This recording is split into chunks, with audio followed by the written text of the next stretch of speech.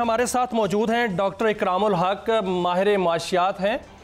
नाज़रीन, पाकिस्तान के अंदर IMF का वफ़द जो है वो मौजूद है। कल वफ़द जो है वो उसके आखिरी मुज़ाकरात होंगे और उसके बाद वफ़द रवाना हो जाएगा। लेटर ऑफ इंटेंट जो है वो वहाँ जाकर भिजवाया जाएगा और पाकिस्तान को अगली किस्त जो है वो मिलने का बड़ा इम्कान है। लेकिन जो अहदाफ हैं वो पूरे नहीं हुए। IMF के वफ़द ने बहुत से तहफ़्ज़ात का इजहार भी किया है। इस हवाले से डॉक्टर साहब से जो है वो रहनुमाई लेंगे और चीनी स्कैंडल पर भी बात करेंगे और पाकिस्तान से जो मल्टीनेशनल कंपनियां कारोबार छोड़ कर जा रही हैं इसकी वजूहात पर भी बात करेंगे। डॉक्टर साहब अस्सलाम वालेकुम सर।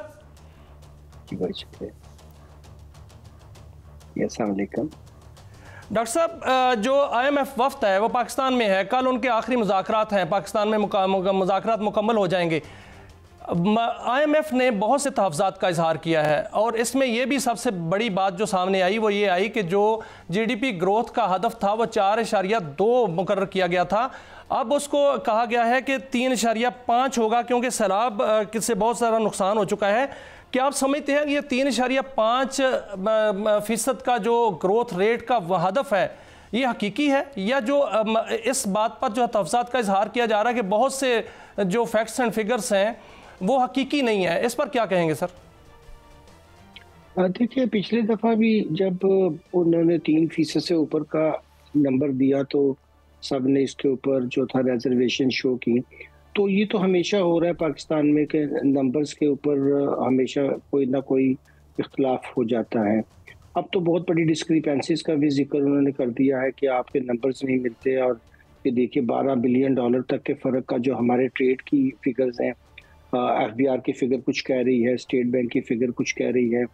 तो ये बड़ी एक हमारे लिए अफसोस की बात है कि कम से कम इतने दिनों से हम अपने नंबर्स तो ठीक कर लें, अगर हमें अपने ट्रेड्स के नंबर ही नहीं पता। और उसकी बड़ी वजह मैं आपसे अर्ज करूँ क्या है कि जो हमारे यहाँ माल इंपोर्ट होता है उसमें बहुत ज़्यादा अंडर इन्वॉइसिंग होती है। जब वो बाहर के डेटा देखते हैं तो वो तो अपनी एक्सपोर्ट सही दिखा रहे होते हैं, मगर हमारे यहाँ इंपोर्ट का जो लेवल है वो कम जाहिर हो रहा होता है। हालांकि वो हकीकी तौर पे सारा पैसा फिर हवाला हुंडी से जाता है बाहर। तो इतने दिनों में हम इस चीज़ पर भी जो है वो कंट्रोल नहीं कर सके। मगर IMF की एक जो हरकत है कि आप जो किसानों को इनपुट्स है उसके ऊपर इजाफा करें और जो फर्टिलाइजर है उसके ऊपर टैक्स बढ़ाए, ये बहुत मेरे ख्याल में अफसोसनाक बात है। क्योंकि उनको एहसास होना चाहिए कि हमारे किसान तो आगे ही बहुत सारे तो सैलाब की वजह से और लो प्रोडक्टिविटी की वजह से और महंगी बिजली की वजह से बहुत मुश्किलात का शिकार हैं। ऊपर से उसके अगर टैक्स भी हम लगा देंगे तो बेचारी हमारी एग्रीकल्चर का और भी बुरा हाल हो जाएगा। तो मेरे ख्याल में सही तरह निगोशिएट करना चाहिए, उन्हें बताना चाहिए कि देखिए इन चीज़ों से हमें और उल्टा नुकसान ही होगा और फिर हमें जो वीट वगैरह है वो भी बाहर से इंपोर्ट करनी पड़ेगी। सर, ये तो जो एग्रीकल्चर की आपने बात की है इसमें IMF ने एक ये भी कहा है कि खाद और जो ज़रूरी अद्वियात हैं उन पर टैक्स बढ़ा दिया जाए। एक तरफ सैलाब आया हुआ है और किसान जो है वो बिल्कुल उसकी हालत पहले से भी जो है वो ख़राब हो चुकी है। लेकिन अगर फेडरल एक्साइज ड्यूटी खाद पर बढ़ा दी गई, 10% कर दी गई, या ज़रूरी अद्वियात पर फेडरल एक्साइज ड्यूटी जो है वो 5% कर दी गई, तो ये तो महंगी हो जाएगी। फिर क्या बनेगा? अब आगे आने वाला मंजरनामा क्या देख रहे हैं?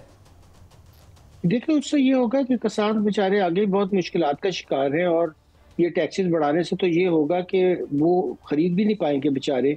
और अब इतनी ज़्यादा हमने अपना खादों पे अपना जो इन्हसार कर लिया है और उससे ज़ाहिर है माहौलियाती डैमेज तो हो रहा है, मगर फिर किसानों को कम से कम वहाँ स्कूल खोलने चाहिए डिस्ट्रिक्ट लेवल पर और बताना चाहिए कि नेचुरल फार्मिंग कैसे हो सकती है और जिससे हम ये खाद वगैरह यूज़ ना करें और नेचुरल तरीके से प्रोडक्शन बढ़ाएं। ऐसा भी कोई इंतज़ाम नहीं है, फिनेंस हम उनको देने को तैयार नहीं है। तो इस तरह जो हमारा मेन स्टे एग्रीकल्चर पे है और ज़्यादा एम्प्लॉयमेंट भी वहाँ से जनरेट होती है तो वो और भी तबाही की तरफ जाएगा। मेरा ख्याल है कि इस मामले में हुकूमत को, क्योंकि अब आपको पता भी है कि एग्रीकल्चर अब सूबाई सब्जेक्ट हो गया 18वीं तरमीम के बाद, तो वो फार्म जब उन्हें IMF की शर्तें पेश करता है तो वो फिर जाहिर है कि सूबे इस पर बुरा भी मनाते हैं कि आप खुद ब खुद उनसे बाला बाला बात कर लेते हैं और हमारी मुश्किलात उन तक नहीं पहुँचाते। अच्छा डॉक्टर साहब, एक स्कैंडल आया था, चीनी स्कैंडल तो बहुत आते हैं वैसे पाकिस्तान में। चीनी स्कैंडल आया और उसमें बताया गया कि 300 अरब रुपए की दिहाड़ी लगाई गई और जो चीनी एक्सपोर्ट की गई थी वो एक्सपोर्ट नहीं करनी चाहिए थी, एक्सपोर्ट कर दी गई है, उससे कीमतें बढ़ी हैं और आज भी चीनी जो है वो 200 रुपये फ़ी किलोग्राम फ़रोख्त हो रही है। लेकिन एक रिपोर्ट हुकूमत ने पेश की, उन्होंने कहा कि किसी स्टेक होल्डर का कोई कसूर नहीं है, कसूर मौसमी हालात का है, शदीद गर्मी का है, बीमार फसल का है, गन्ने की कम पैदावार का है। तो क्या ये समझें कि वो स्कैंडल भी हजम कर लिया गया है? जी बिल्कुल, देखिए इन्होंने जानबूझकर इजाज़त दी थी उन्हें एक्सपोर्ट करने की, और अगले क्रशिंग का जो सीज़न आना था, अगर हमारे पास ज़खायर नहीं थे तो फिर झूठी रिपोर्ट तो ही पेश की गई ना कि ये सरप्लस है। वो हमेशा ऐसा करते हैं कि सरप्लस दिखा देते हैं और बाद में उसकी मसनूई किल्लत पैदा करके फिर कीमतें बढ़ाते हैं। तो ये हमने पहले भी बहुत दफ़ा डिस्कस किया है कि शुगर माफिया जो है वो हमारी सियासत पे बुरी तरह काबिज़ है। और आप एक इस सेक्टर से ही देख लीजिए कि हमें पता चलता है कि हमेशा वो हर एक तरह के असूल ज़ाब्ते को कतई नज़र करते हुए अपना पैसा बनाते हैं, और बेचारे गरीब अवाम जो है फिर उनकी जेब से जो है वो भारी कीमत जाती है। ज़ाहिर है गरीब तरीब लोग ही शुगर इस्तेमाल करते हैं क्योंकि उनके लिए तो कोई एनर्जी का सोर्स ही नहीं बेचारों के लिए। तो ये एक बड़ी अफसोसनाक बात है। मेरा ख्याल है कि ये भी आपने दुरुस्त फरमाया कि इस स्कैंडल में भी कुछ नहीं निकलने वाला, जैसे बहुत से पिछले स्कैंडल्स में हुआ। डॉक्टर साहब, एक बात सामने आई है जो कि देखने में बहुत ये आया है कि बड़ी मल्टी नेशनल कंपनियां जो हैं वो पाकिस्तान में कारोबार बंद कर रही हैं।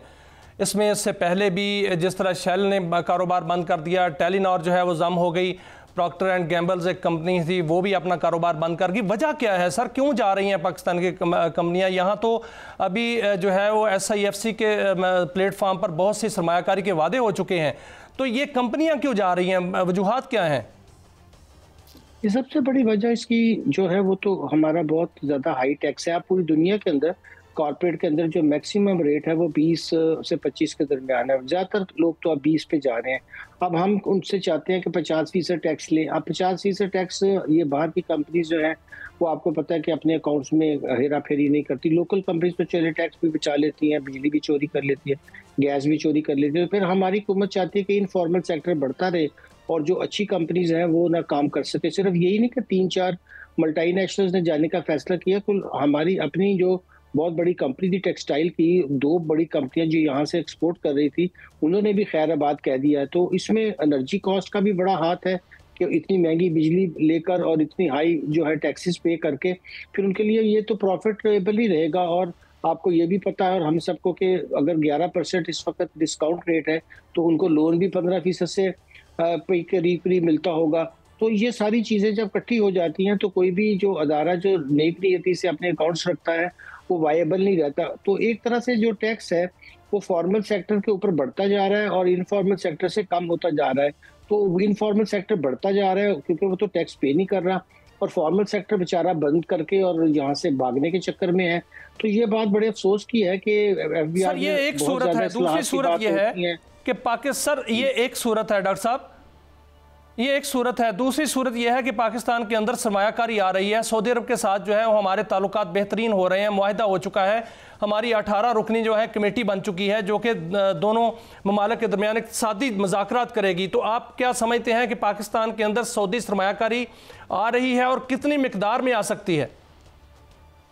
देखिए वो आएंगे तो वो टैक्सेस वगैरह से तो फिर एग्जम्पशन मांगेंगे क्योंकि फिर यहाँ भी एक क्लैश होगा। IMF कहेगा कि आप एग्जम्पशन ना दीजिए और वो बगैर इतने ज़्यादा टैक्सेस के साथ आएंगे नहीं।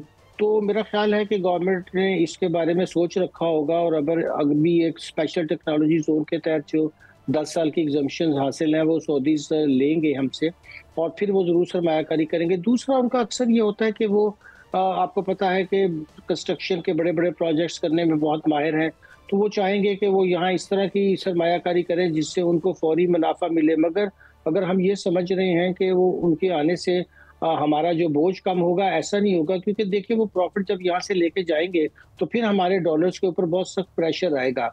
और अभी भी ये जो बहुत सी कंपनी गई हैं उनमें एक बहुत बड़ा फैक्टर ये भी था कि वो अपने मुनाफे को यहाँ से बाहर नहीं भेज पा रही थी क्योंकि जब वो भेजना चाहती थी तो डॉलर्स की कमी होती थी। तो ये एक लिहाज से बड़ा मुश्किल फैसला होगा। और ये 18 रुकनी टीम जिसका आपने जिक्र किया, इनमें से ना तो कोई टैक्स का एक्सपर्ट है और ना किसी को इकोनॉमिक्स की कोई अलग बयाती है। वो जाकर सऊदी से मिन्नतें करेंगे। मिन्नतों से तो कोई पैसे नहीं देता है। अगर लेने थे तो फिर सऊदी से डिफेंस से पहले कहते कि जी आप हमारे कम से कम रिजर्व में $100 बिलियन रख दें, तो कम से कम हम अपने जो हमने फॉरेन डेट्स पे करने हैं। और एक उसमें बड़ा जरूरी फैक्टर होता कि बहुत शुक्रिया डॉक्टर इकरामुल हक साहब, आपने गाइड किया हमें और बहुत मालूमात जो है फराहम की और मईशत के बारे में जो है वो हमारे नाजरीन को आगाह किया।